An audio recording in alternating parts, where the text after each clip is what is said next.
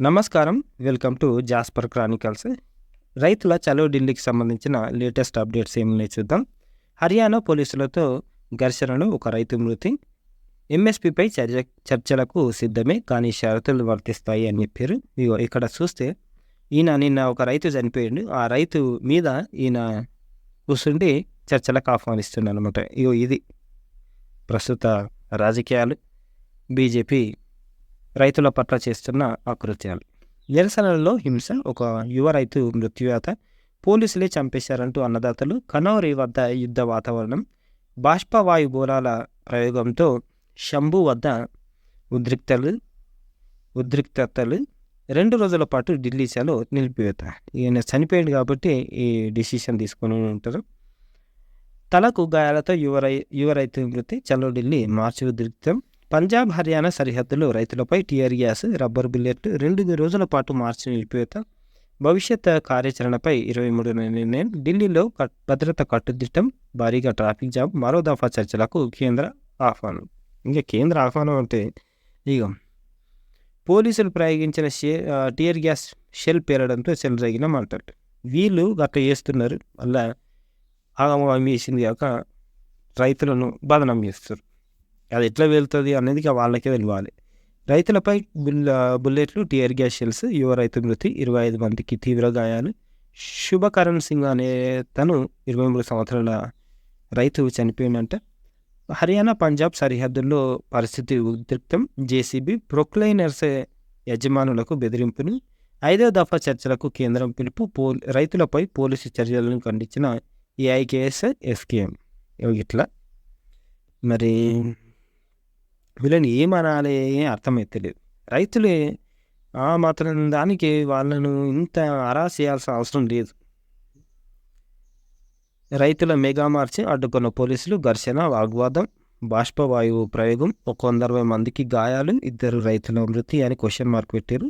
పోలీసుల దాడి అమానుషం, కిసాన్ సంఘాలు, అన్నదాతలతో మళ్లీ చర్చలకు కేంద్రం ఆహ్వానం. రైతులకు బాసటగా నిలుస్తామని కాంగ్రెస్ చీఫ్.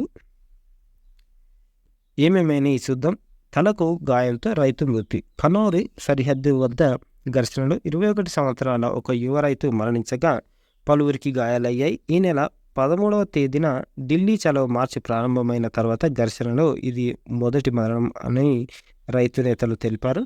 కనౌరి సరిహద్దు నుంచి గాయపడిన ముగ్గురిని దవాఖానాకు తీసుకొచ్చారని, వారిలో ఒకరు మరణించారని పటియాలాలోని రాజేంద్ర హాస్పిటల్ మెడికల్ సూపరింటెండెంట్ తెలిపారు. మరణించిన వ్యక్తి తలకు గాయమైందని, మిగతా 2 పరిస్థితి నిలకడగా ఉందని పేర్కొన్నారు.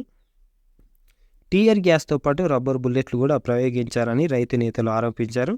రైతు మృతిపై ఎస్కేఎం సంతాపం వ్యక్తం చేసింది. రైతు మరణానికి ప్రస్తుత సంక్షోభ పరిస్థితులకు కేంద్ర ప్రభుత్వమే కారణమని ఆగ్రహం వ్యక్తం చేసింది. గురువారం సమావేశమై ఆందోళనకు మరింత ముందుకు తీసుకెళ్లే దిశగా నిర్ణయం తీసుకుంటామని పేర్కొన్నారు. ఇంకొక రైతు ఆత్మహత్యకి పాల్పడ్డాడంట, ప్రయత్నించిండు. ముజాఫర్ నగర్లో బ్రిస్పాల్ అనే రైతు ఆత్మహత్యకి యత్నించాడు. సకాలంలో మంటలను ఆర్పివేసిన తోటి రైతులు వెంటనే అతన్ని స్థానిక దవాఖానకు తరలించారు. ఇట్లా అన్నమాట.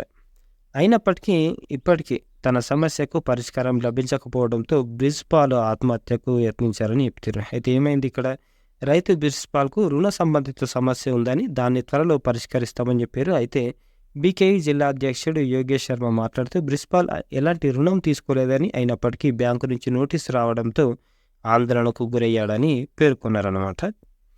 ఇట్లా ఈ మధ్యకాలంలో వాళ్ళు బీజేపీ కార్యకర్తలు, బీజేపీ నాయకులు వీళ్ళు ఏం చేస్తున్నారంటే లోన్లు తీసుకొని, ఎవరి పేరు మీద తీసుకొని, ఎలాగో ఆధార్ కార్డు ఉంది, ఆధార్ వెరిఫైడ్ పేమెంట్స్ లోన్లు ఉన్నాయి కాబట్టి ఇట్లా చాలామంది కామన్ పీపుల్ని మోసం చేస్తున్నారు. గ్రామాల్లోకి రాజకీయ నేతల్ని రానియకపోయి వాళ్ళను ఈ పంత వలగొడితే సక్క అవుతారు. రైతులపై బుల్లెట్లు, టియర్ గ్యాస్, చర్చలకు పిలుపు. మళ్ళా ఇంకేమున్నాయి, ఎంఎస్పీకి చట్టబద్ధత కల్పించాల్సిందే. అది చట్టబద్ధత కల్పిస్తేనే రైతులు బతుకుతారు. రైతులపై అణచివేత, ఎలక్టరల్ బాండ్లలో అవినీతిని బహిర్గతం చేయాలి అని. ఇక వీళ్ళేమో డబ్బులు దెబ్బేసుకుంటారు, బాధలేమో రైతులకు వస్తున్నాయి. రైతుల మెగా మార్చి తీవ్ర ఉద్రిక్తం.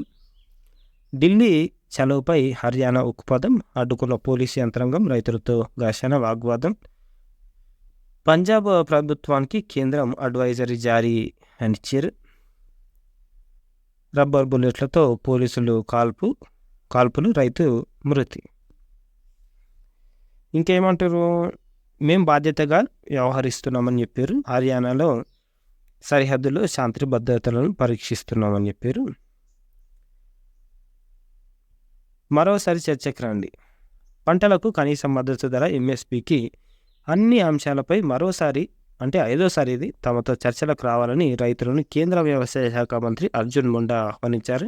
శాంతి భద్రతలకు విఘాతం కలిగించొద్దని ఆయన విన్నవించారు. పంజాబ్, హర్యానా సరిహద్దులో ఉద్యమిస్తున్న రైతుల డిమాండ్లపై విధానపరమైన నిర్ణయం తీసుకునేటప్పుడు దేశవ్యాప్తంగా ఉన్న రైతుల ప్రయోజనాలను పరిగణలోకి తీసుకోవాల్సి ఉంటుందని ముండా ఢిల్లీలో విలేకరులతో మాట్లాడుతూ గుర్తు చేశారు. అయితే కాదంటలేను, కానీ రైతులే కదా ఈ దేశానికి వెన్నెముక. అసొంటప్పుడు వాళ్ళను నెగ్లెక్ట్ చేస్తే ఏం లాభం? పరుగులు తీసిన రైతన్నలు ఎట్లురుకుతున్నారు చూడండి.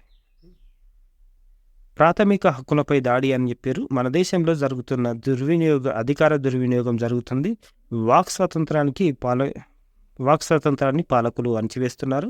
ప్రజా సమస్యలపై గలం విప్పే జర్నలిస్టులపై ఆంక్షలు విధిస్తున్నారు. మొన్న వీళ్ళు స్ట్రైక్ చేస్తున్నారని యూట్యూబ్ ఛానల్స్, తర్వాత టీవీ వాళ్ళు పోయి అది చూపిస్తే ఛానళ్ళు క్లోజ్ చేసారు, కేసులు కూడా పెట్టారు. పత్రికలు, ప్రతిపక్ష నేతలపై దాడులు జరుగుతున్నాయి. ఇది ముమ్మాటికి ప్రాథమిక హక్కులపై దాడే. ప్రాథమిక హక్కులు హననానికి గురవుతున్న పాలకులు పట్టించుకోవడం లేదు అని శరద్ పవార్ రాజ్యసభ సభ్యుడు చెప్తున్నారు. ఇవి మన దేశంలో ఉన్నాయంటే అదేం లేదు, వేరే దేశాలలో కూడా జరుగుతున్నాయి. స్పెయిన్ రైతాంగం ఆందోళన, మాడ్రిడ్కు వందలాదిగా ట్రాక్టర్లతో ప్రదర్శన. ట్రాక్టర్లతో వచ్చి స్ట్రైకే ఇస్తారు.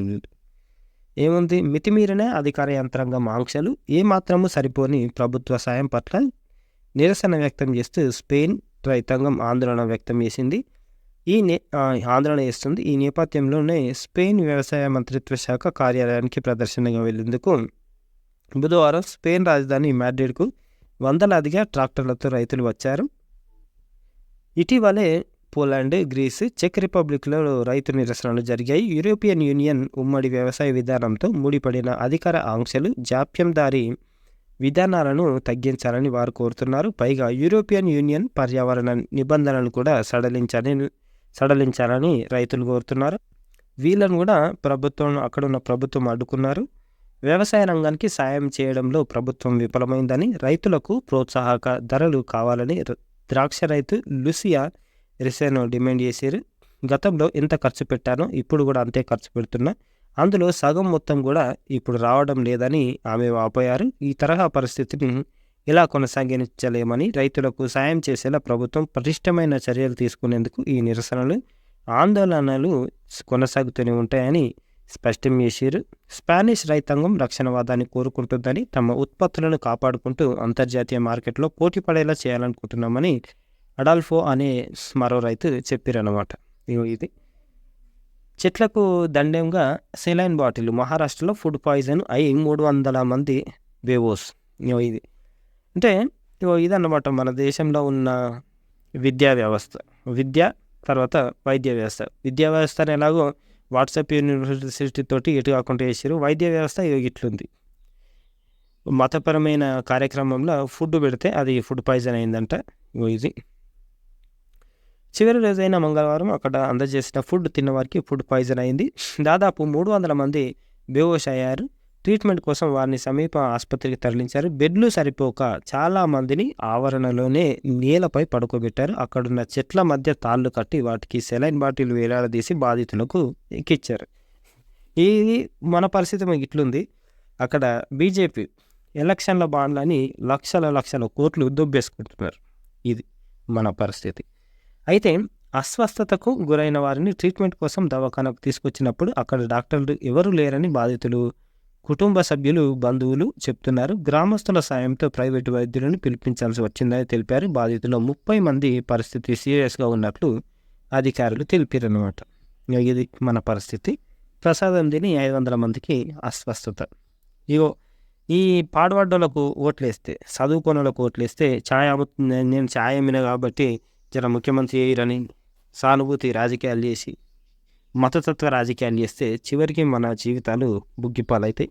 అమ్మేస్తారు, దేశాన్ని అమ్మేస్తారు. చివరికి మన నెత్తిలోను ఇంత రూ. 10 పెట్టి అమ్మేస్తారు. ఇది ఈ రోజుకి సంబంధించిన ఆర్టికల్స్. రైతులకు మద్దతుగా ఉండాలి. మీరు షాపింగ్ మాల్లలో లేకపోతే సూపర్ బజార్లలో అక్కడిక్కడ కొనుక్కునే బదులు రైతుల దగ్గర మనం ఏమేమి ప్రతిదీ పంట కానీ ప్రతి వస్తువు కానీ కొనుక్కుంటే రైతులకు సాయం చేసిన వాళ్ళం అవుతాం. కాబట్టి ఆ పని చేయండి. ఇది ఈ రోజుకు సంబంధించిన ఆర్టికల్స్. లైక్ చేయండి, షేర్ చేయండి, సబ్స్క్రైబ్ చేయండి. థ్యాంక్ యూ, ధన్యవాదాలు.